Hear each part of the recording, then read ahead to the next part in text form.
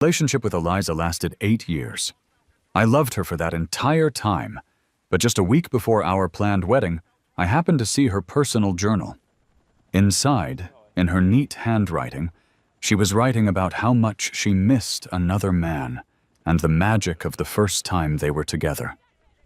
She also wrote her actual reasons for wanting to marry me. After I read the very last page, I quietly closed the journal, put it back exactly where I found it, and decided to continue acting like everything was normal. I kept up the pretense. Then, on the day we were supposed to get married, she lost it completely when she saw a different person standing on the stage as the groom. "Ken, cancel the flight tickets for France and Switzerland, and also the reserved hotel suite," I instructed. My assistant sounded surprised, and I could hear a slight hesitation in his voice. "But Alex, wasn't this supposed to be a surprise honeymoon for your wife? What happened?" "Cancel it all. I'm not getting married," I said, my lips trembling just a little. I tried to keep my voice steady as I ended the call. I just stared down at the old-fashioned journal in my hands. On the front cover, a note was written, "I love you in every ordinary day, forever." It was signed David. That single sentence made my mind go completely blank. In 3 days, I was supposed to marry Eliza. Today, I was meant to go pick up my wedding suit and pay the last amount due. But she had vanished early this morning and wasn't answering her phone. Her friends told me that someone we both knew was planning a surprise for her and asked me to please not bother them. When the dress shop called me about an issue, I had to go to her place myself. That's when I found this journal. My debit card was with Eliza, so I went into her room to look for money for the first time. Right there, in a drawer, I found this journal. As I read it, everything from our past suddenly made sense. We had dated for 4 years and lived in the same place, but she always insisted on sleeping in separate bedrooms, claiming she was traditional. We didn't even have one single photo of us holding hands. I was always trying hard to think up small surprises for her in life, but she would just say she preferred things calm and wasn't able to handle surprises. Now I realize it wasn't the surprises she was uncomfortable with. It was the ones that came from me. The thought of all those years I spent trying to make her happy with my sad attempts hit me hard. I remembered how shocked her friends looked when we announced we were getting married. "Are you serious? Not going to wait anymore? Just giving up?" I hadn't understood what they meant back then, and I had smugly told them, "Our relationship can stand the test of time." But now I know who they meant when they said waiting, and I no longer had the courage to claim anything about our relationship. I returned to my own room. I took a deep breath, closed the notebook, and carefully placed it back in her drawer. Then, I went back to my bedroom. My phone suddenly vibrated with a text message. I opened our conversation, and my eyes landed on a brief reply under a screen full of my own green messages. Something came up. "I'll be back late." I had always thought her lack of quick replies was just part of her personality, that she wasn't good at texting. I never once imagined she was reserving a spot in her heart for someone else. Looking back, I realized the fool was me. My friends often invited us out, but she would always decline, saying she was too busy. Now, I finally knew the real reason for her cancellations. For 8 years, I had been preparing for this wedding. Especially in these last few days, I was too excited to sleep. I even made a countdown calendar, reminding myself of the date every day. I looked over at the calendar, which showed 3 days to go, and my eyes filled with tears. I got up, grabbed the calendar, and threw it in the trash bin. Trying to control the exhaustion I felt inside, I went to my home office to try and get lost in work. Around 12:30 a.m., I heard the sound of the door locking successfully. The woman I was supposed to marry in 3 days was leaning lovingly on a man. I had recently seen his face in a photo tucked inside the journal, but in person, he looked older and more weathered. Eliza, who seemed drunk, was helped into the room by David and gently laid down on the sofa. Only then did he look up at me, his face showing clear hostility. "I'm Eliza's ex-boyfriend, David. You must be Alex," he said. Without waiting for me to respond, he kept going, complaining, "What kind of boyfriend are you? Even fiancé? You didn't call her even once, and it's so late. Aren't you worried she might be in danger?" If this had been earlier, seeing a guy so close to my girlfriend, especially knowing we were about to get married soon, I would have punched him right then. But now, I just smiled, without feeling anything. "Eliza's friends take very good care of her, especially with an ex like you around. Why would I be worried?" I replied. David looked at me with a slight smirk. Eliza, who had been silent until then, suddenly spoke up. "Alex, stop being sarcastic. I got home safely thanks to David." In a moment, I clenched my fists, my knuckles turning white and shaking slightly. In 8 years, Eliza never showed me even a tiny bit of this warmth. David showed up for just a day, and she gave him all of it. My role as her boyfriend seemed completely pointless. When Eliza refused to hold hands, refused romantic gestures, and declined all normal couple activities, our eventual breakup was already set. Back then, I didn't want to let go, hoping to take a chance with another 4 years, but the resulting pain was only worse. Eliza finished speaking, and David quickly jumped in. Now, Eliza, don't argue over me." I forced a small smile and looked at David. "Well, thanks for bringing Eliza back so late. I'd feel bad if you didn't." There was a brief pause. Eliza looked at me, annoyed. "Alex, what exactly do you mean by that? You don't believe me? David just traveled a long way to attend our wedding. We've been friends for over 10 years and just wanted to catch up. What's with all the doubt?" she challenged. "All right, Alex, stop being unreasonable and go make me some soup for my hangover." Eliza, looking tired and rubbing her head, commanded me. I knew she was giving me a way out of the argument. In the past, I would have been eager to do whatever she asked just because she said so. But not today. I pretended I didn't hear her and stood completely still. David suddenly chimed in with that mocking tone. "Alex, we're both men. You should be more understanding with a woman you love. Besides, you're about to get married. How could you not have any trust in Eliza?" I made a point of looking completely innocent, glancing at both of them. "What? I trust you both." But what David said clearly affected Eliza. She suddenly glared at me, her voice firm. "Then what did you mean earlier? Everything you said showed you don't trust us, Alex. Explain clearly what you meant. How have I wronged you? David is my friend. Not respecting him means not respecting me. If you don't clear this up today, maybe we shouldn't even bother with this wedding." I felt a wave of deep sadness. Yes, everything I had given in 4 years couldn't compare to a kind look David gave her. I remembered something from Eliza's journal. Today, Alex proposed to me. I said yes. My friends find it hard to believe. They think I've moved on from David. But actually, I'm taking one last chance. Lately, I've been dreaming of David's clear eyes when he kissed me. I once promised him an unforgettable wedding. If he comes back for me, I'll figure out how to divorce Alex afterward. With the money, David and I could start our life together. It all clicked. Why she suddenly accepted my proposal. Why all she wanted was a simple wedding. The 8 years I'd been dreaming of a wedding was just a trick to bring David back. Fine.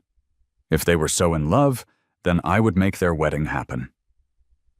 David, with a challenging look, watched and waited for me to lose control in anger. I forced myself to calm down, keeping my voice even. Eliza, you misunderstood. I didn't mean anything disrespectful toward your friend. I truly thanked him earlier. If you choose to see it differently, that's your decision. My calmness surprised Eliza. She probably thought I would beg and apologize like a dog when she mentioned breaking up. Even David looked shocked, a flicker of anger in his eyes when his provocation failed. His irritation gave me a small sense of satisfaction. But he didn't stop. Stepping closer, he patted my shoulder and grinned. Eliza, Alex didn't mean it. You know how stubborn you can be sometimes. I used to let it go. Alex, you should too. Instinctively, I pushed David's hand away. He winced dramatically. Eliza's expression sobered instantly, and she looked worried about him. Alex, are you insane? You dared to hit him? Such a small thing, and she was so concerned for David. The way she treated me was completely different. I remembered the time she made me stand out in the intense sun for hours just to fetch a pastry, which resulted in me getting a fever. But she couldn't care less. She lied about being busy when she was really out having fun. My thoughts were suddenly interrupted by a slap.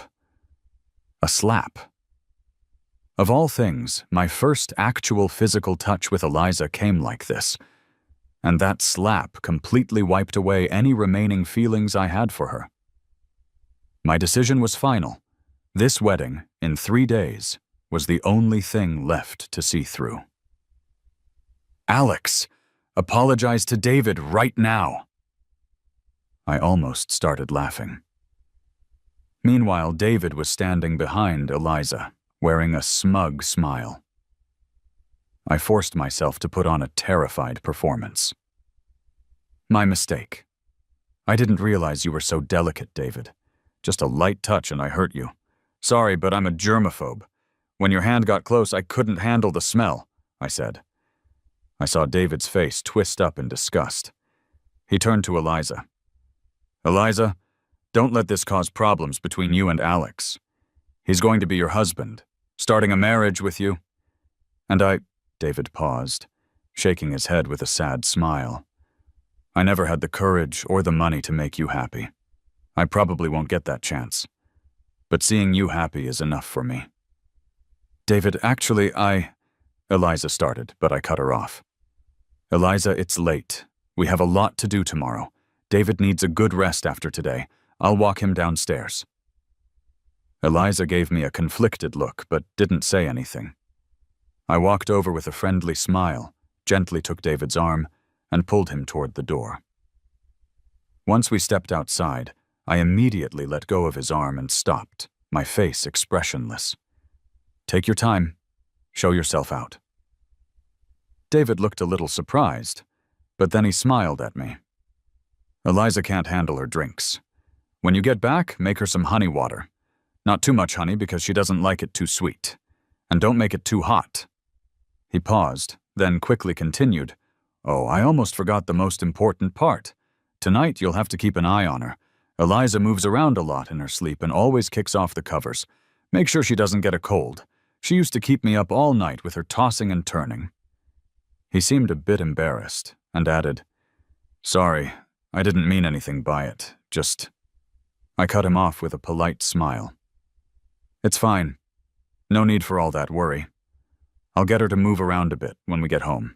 Get her to sweat it out, and she'll sleep soundly. But thank you for your concern. David's expression froze, and I didn't pay him any more attention. I turned around and headed back upstairs. When I returned to the apartment, Eliza was no longer in the living room. I heard the water running in. The bathroom? So I just went straight to my own bedroom. Just as I was about to fall asleep, Eliza knocked on my door. Alex, are you awake? I wasn't interested in whatever she wanted, so I stayed silent and rolled over, trying to fall back asleep.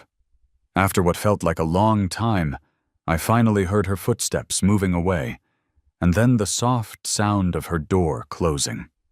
The next morning, I intentionally slept late, and when I woke up, Eliza had already made breakfast for me. I was usually the one who did that, so her being this attentive was rare. "Awake? Come eat breakfast." She was acting like nothing had happened, her voice as distant as ever. After seeing how she was so reluctant to let David go the day before, there was no way I could still blame her coldness on her personality. I sat across from her and quietly ate a piece of fried dough stick. Seeing that I wasn't speaking, she broke the silence. "I drank too much last night. You're not still angry about me slapping you, are you?" "No, don't worry about it," I answered so quickly it seemed to surprise her, and she looked a bit taken aback, her expression complicated. After a short silence, she said casually, "A friend is having a bachelorette party for me. I'll stay at her place tonight." "Okay." She looked a bit surprised. "You agree?" I gave her a questioning look. "Why wouldn't I be okay with you staying at a friend's? It's not like you're going anywhere else." Eliza felt different today, actually asking for my opinion. It wasn't the first time she said she'd be staying overnight at a friend's. In the past, I'd stay up all night in the living room waiting for her, asking where she had been and why she didn't answer her phone. At first, she'd explain, "I was at a friend's. What's the big deal? Can't I talk with my friends without checking in with you?" "Alex, stop being so sensitive and paranoid." Eventually, she stopped bothering to explain, letting me worry myself sick with doubts, and then slowly convince myself I was wrong. It wasn't until I found her journal that I found out she had a small apartment rented on the side. It was the place she and David used to stay. It was still full of his things, kept exactly as he left it. Whenever Eliza missed David intensely, she would spend the night there, lying on the bed where they shared such close moments. After breakfast, Eliza said she was going to see her friends and left. I called the wedding planner and canceled our rehearsal scheduled for that day. The person on the other end sounded shocked. "Alex, if you don't rehearse, things might go wrong during the ceremony." "It doesn't matter. One less thing," I said. While they were still confused, I hung up. I had planned to call David out myself, but he beat me to it, calling me first. At 2 p.m., I met him at a cafe. He was sitting at a table by the window and waved me over. I sat down across from him. "I ordered you a latte. Hope that's all right?" I kept a serious face. Looking at David's overly friendly smile, I called the server. "I'll have an iced Americano, please." Once the server left, David leaned back in his seat, looking at me smugly. "Alex, drop the act. It's just the two of us. Aren't you tired of pretending?" I kept the same blank look, still not saying a word. David, with a teasing expression, said, "I'll be direct. I want you to cancel the wedding tomorrow. You and Eliza will never be happy together." I finally let out a small laugh. And she'd be happy with the guy who manipulated her into giving up her opportunity to study abroad and then abandoned her? I had secretly hired someone to look into that. In our final year of college, David sweet-talked Eliza into giving up her chance to study abroad so he could go instead. That same year, her father had a terrible accident at work that left him paralyzed. The betrayal by her first love, combined with the family stress, almost destroyed her. Not knowing the whole story back then, I started helping her out of pity. I foolishly believed that if I treated her well enough, she would eventually fall in love with me. But the reality was harsh. So what? David didn't care. The minute I came back, she was all over me. He leaned in closer, whispering, "I'm not going anywhere. Marry her if you want, but don't blame me for you being cheated on. I'm still the only man she's been with. But hey, if you want that, I'll help you out, free of charge." He was trying to get a reaction out of me, and in the past, it might have worked. But now I felt nothing. I chuckled sadly, raising my hands in a gesture of giving up. "Fine, You win. I quit. David clearly hadn't expected me to react this way. He was stunned for a moment until the waiter brought our coffee and brought him back to reality. You agreed to cancel the wedding? David asked, sounding suspicious. I put down my coffee, smiled slightly, and shook my head at him. The wedding can't be canceled, but I can grant you one wish. A wish? What do you mean?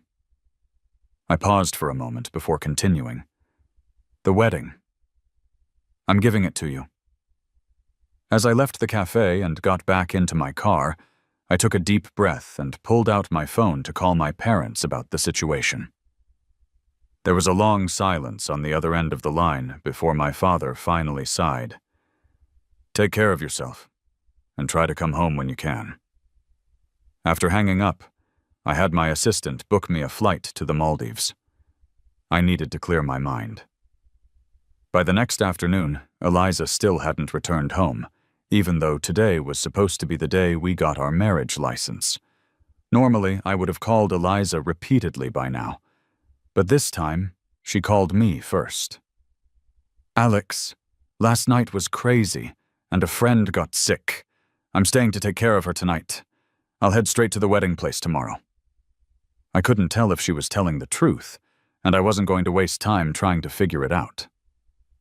I hung up, packed a few clothes, and went to the airport. During the 3-hour flight, my mind was full of memories of the past 8 years. 8 years isn't a short time, and it was long enough for me to develop the habit of loving her. It was the first time we were physically so far apart, and my heart couldn't help but feel a little anxious. Once I got off the plane, I checked into a hotel. On the way there, Eliza called again, sounding a bit annoyed. Alex, I'm at the wedding venue and don't see you. Where are you? I smiled and replied, I've got a surprise for you. You'll find out soon enough. Alex, don't do anything unnecessary. Just get here. The sooner we start, the sooner we'll be done with it. I'm going to get my makeup done. She hung up right away. Somehow, I still felt a tiny bit of hurt in my heart. I took a deep breath to push away my sad feelings, and suddenly felt excited for Eliza's reaction when she realized the groom wasn't me. Reaching the beach, I found a comfortable place facing the ocean. I checked the time and opened the live stream. The wedding was already beginning, and the bride had been asked to come onto the stage. The person hosting the ceremony had a happy expression. Before the wedding, the groom told me he has a secret dream surprise for the bride. So what is it? Next, let's invite our groom onto the stage to reveal it. With that, the lights suddenly went out, putting the room in darkness. A silhouette appeared on the stage, slowly walking toward the bride. When the host excitedly counted down, 2 spotlights illuminated Eliza and the man standing in front of her. When people finally saw who the man was, everyone was shocked. Eliza, who had looked distant before, was wide-eyed and speechless. The crowd started whispering. What's happening? Who is this guy? Isn't the groom supposed to be on stage? I don't know. He's wearing the groom's suit. Is he the groom? Didn't expect to get some drama with the wedding. This was worth coming for. The host, probably experiencing this for the first time, was at a loss for words. As the whispers from the crowd reached the stage, Eliza finally snapped out of it. David, why are you here? Where's Alex? David looked at her sincerely and answered seriously. Eliza, I'm here to marry you. I'm today's real groom. The crowd exploded in confusion, but David seemed unbothered. He looked at Eliza, who stood pale and confused, and continued his heartfelt speech. Eliza, I've imagined this moment countless times. Today, that dream is finally coming true. The next second, everyone's attention shifted to the huge screen behind them, where photos began to appear. They were pictures I had carefully chosen from Eliza's journal. Suddenly, long-held secrets were being shown to everyone, and Eliza panicked. "Turn it off! Turn it off! Stop showing it!" Desperately, she tried to cover the screen, but a confused David stopped her. "Eliza, what's wrong?" "Calm down, it's our big day. Everyone's watching. Stop making a scene," Lisa forcefully pushed David away. "This is all wrong. This isn't right. Where is Alex? You planned this with him. Bring Alex out. Alex, get out here." In the past, I was always the one desperately trying to win her cold affection. This was the first time Eliza was so eager for me. Seeing her break down like this, I couldn't help but feel a sense of satisfaction. I closed the video and sent Eliza one last text. "Congrats on the wedding." Then I blocked her on everything. I stood up and stretched as the salty sea breeze, mixed with the smell of flowers, blew across my face. It was a beautiful day. When I got back to the hotel that night and finished cleaning up, I decided to check my plans for the next day. Suddenly, my phone rang with a number I didn't recognize. Hesitantly, I answered, and before I could say anything, a woman's angry voice shouted at me, "Alex, you horrible person! How dare you block me? What are you trying to do? What is that text you sent supposed to mean? Talk to me!" For the first time, I spoke coldly to Eliza. "Eliza, can't you see what it means? We're finished." "Finished?" She seemed completely unable to believe those words came from my mouth. After a brief pause, she became hysterical. "But why do you get to decide when we break up? I don't agree. What about the feelings we shared? What about the 4 years of my youth I spent on you? You want to abandon me? You think you can just ditch me like that? No way." Eliza was actually trying to talk about feelings? 4 years? I loved her for 8. "Eliza, forget the past. I hope you find happiness moving forward." The line went silent for a moment. Then Eliza's voice softened a lot, with a hint of a cry. "Alex, if you apologize now, I might still give you another chance. I'll keep away from David, but you need to apologize to my parents and relatives. They were embarrassed at the wedding, but that's okay. As long as you bring some nice cigarettes and liquor and show some sincerity, they will—" "Eliza, I've made things clear enough. Please stop bothering me or else—" "Alex, are you talking back to me now?" she snapped, grinding her teeth. "Sure, I wrote in the journal, but besides that, what did I ever do that was so wrong? Can't I have a little privacy? Why do you get to end things so easily? Aren't you at fault too? If you'd put more effort into us, been a little better, tried to impress me, would I even have written in the journal? You're such an awful boyfriend." Her words just made me laugh. All these years with her, I wasn't attentive enough? She wanted watermelon in the middle of the night during winter, and I would get out of bed and search the entire city to get it for her. When her work performance was bad and her boss scolded her, I secretly asked friends to pretend to be clients to boost her results using my money, and even gave gifts to her boss to make her work life better. I put all my effort into her, yet she calls me awful? Is she looking for a boyfriend or a servant? I've said enough. So if there's nothing else, let's just end it here and have no more contact. "Alex, you wouldn't dare!" Eliza suddenly panicked as I was about to hang up. "Alex, I know it. You're seeing someone else, right? That's why you're making up excuses to dump me. You're making yourself look like the victim to destroy my reputation. Well, I won't let you. It's not that easy to break up with me." Then she hung up. I never thought Eliza would cling to me like an annoying insect one day. Did she really have feelings?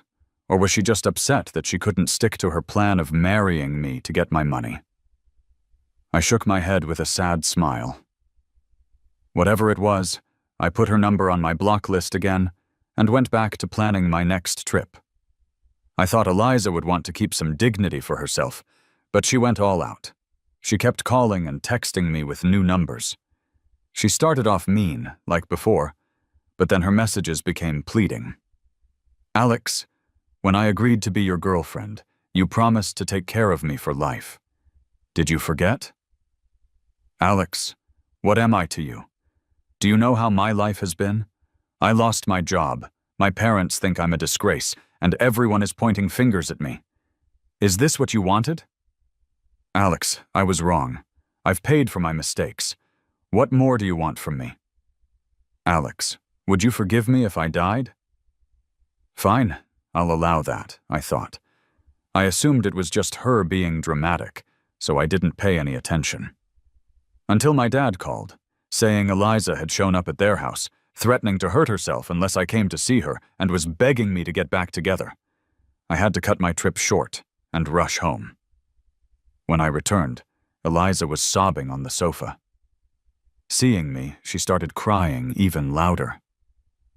Alex, I knew you wouldn't leave me, she said, opening her arms and rushing toward me for a hug. I quickly stepped back in alarm, letting her fall forward. Eliza, we are broken up. Don't do this. She looked stunned, swaying on her feet and almost losing her balance. What? Alex, do I mean nothing to you? Even strangers wouldn't be this cruel. Alex, are you going to start hating me too? I stared at her without any feeling. We've already talked about this to death. What's the point of going over it again? Impossible, Alex. I know you were just angry before. It was a lie, wasn't it? Eliza persisted. You're not upset about the journal anymore, right? You're not still jealous of David, right? Alex, I know I was wrong. If you don't like it, I promise I won't talk to David anymore. I'll do whatever you say, okay? I swear nothing happened between David and me. I'm still pure. Believe me. I let out a harsh laugh. Pure? Didn't your journal already spell it all out? Is that what you call pure? You're married now. Have some respect. Her face turned pale. Alex? Enough, I cut her off sharply. I wanted to let you keep some dignity, but if you don't leave, I'll have to call the police. Whatever you do from now on has nothing to do with me. Do not bother me or my family again. Eliza stepped forward and grabbed my hand in a tight grip. No way, Alex. No way. I don't believe you don't love me anymore. I shook off her hand and coldly told Eliza, who was sprawled on the floor, not loving you means exactly that. I don't owe you any explanation. Just stay out of my life from now on. Finally seeing Eliza out the door was a huge relief. I thought once we reached this point, who would be shameless enough to keep clinging on? But of course, Eliza was that shameless person. She even threatened that if her last relationship ended, this time she would go all out to pursue me. She'd show up at my workplace every day with food, and sometimes even surprise me with small gifts. I admit her surprises were well thought out, but they were getting on my nerves. Suddenly, it hit me. Maybe this is how Eliza felt when I acted like this. My work life was seriously affected, so I had no choice but to ask my boss to transfer me to a branch in another city. The boss was quite understanding and agreed right away. By that afternoon, I was rushing to the airport. I changed my phone number, and only my family and colleagues knew the new one. Finally, my world was quiet. But just when I thought I could have some peace, I noticed colleagues looking at me differently. They even started avoiding me. Walking down the street suddenly got me more second glances and strange looks from people I didn't know. I was confused until my boss called. Alex, stop all your work for now. I'm giving you a month off to deal with your personal problems. At first I was baffled, but after asking some questions, I got the full story. I was shocked to find out that David and Eliza had teamed up to start an online public attack against me. They accused me of cheating and planning things to get away from Eliza, which they described convincingly. They even somehow found a silent video of me and David talking at the cafe. They made up stories about me abusing and manipulating Eliza, creating a narrative so bad that even I felt like a monster. Waving the banner of seeking justice for women and acting like the victim, they quickly gained support online. People started harassing me constantly with calls and texts full of words I'd never heard. I couldn't take it anymore. Seriously, cyberbullying? Anyone can do that. I immediately posted a response online, releasing the key entries from Eliza's journal and photos of her and David together before she got married. And then I called the police. But that wasn't enough. I paid for a little extra online attention to make sure the story spread. Those intimate photos of them? They were completely faked. But the journal was solid evidence. The photos were just to make them look worse. As expected, within a single night, the anger of the internet turned on them. By the afternoon, Eliza called me, begging for mercy. "Alex, I'm sorry. Everything I said online was in a moment of anger because I couldn't reach you. Can't we just let it go for what we once had?" I just laughed. "Eliza, I'm not the one keeping this going. You're the one who won't let go. You're into David, right? Even when he tricked you out of studying abroad, you were fine with it. So why can't you leave me alone?" "What? What did you just say?" Eliza sounded shocked. "That can't be true. David got that opportunity through hard work. We were supposed to stay here for graduate school. I chose that, honest, not the other way around." I kind of just She trailed off. It seemed like she finally understood. a lot of Ask him yourself. With that, I hung up. the After clearing my older name, battlefields. I got back to work and settled Nothing back into against my them, normal but routine. DICE would never listen to Days their passed players. peacefully All they care about is until, their out of damn money. nowhere, my lawyer called about Eliza and David's defamation case. We actually like the "Alex, game here. Just there's a complication with Did the you just case," come here to the lawyer complain said. about the game? "David is dead. Eliza cut him up into pieces, ate some, then walked into the police station with his head. The news hit me so hard I almost threw up my breakfast. I never thought Eliza would go that far." Oh, "Alex, are you there?" is here. the lawyer asked. Simon is in the building. "Do you still want to pursue charges against Eliza?" Please? I snapped out of my shock. "Let it go." I hung up, suddenly uninterested in work. I walked over to the office window, staring blankly at the sky. My thoughts were interrupted when my boss rushed in, Get him grinning. out. "What's got you so distracted? There's a party planned for you tonight. Don't leave us hanging." No, I turned you don't back talk with to, a smile, you too. don't talk to my mods like that. "Boss, ban you've been 'em. amazing. I owe you a few drinks for your support." "Alex, stop buttering me up. Let's get going." Get your heads down. There's an enemy sniper in your area.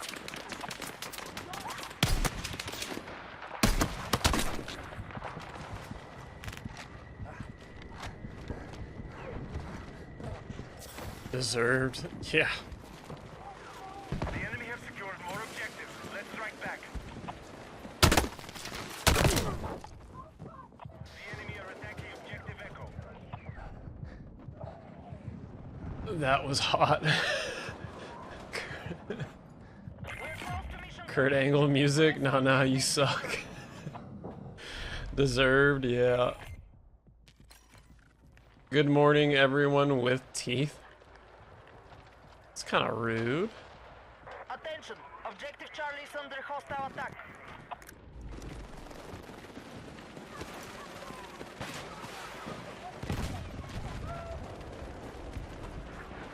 Objective Charlie is under hostile attack.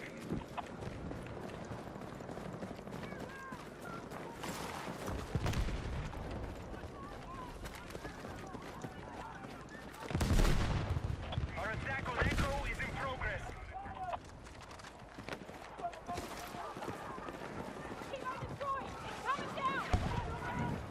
Attention! We are attempting to capture Delta.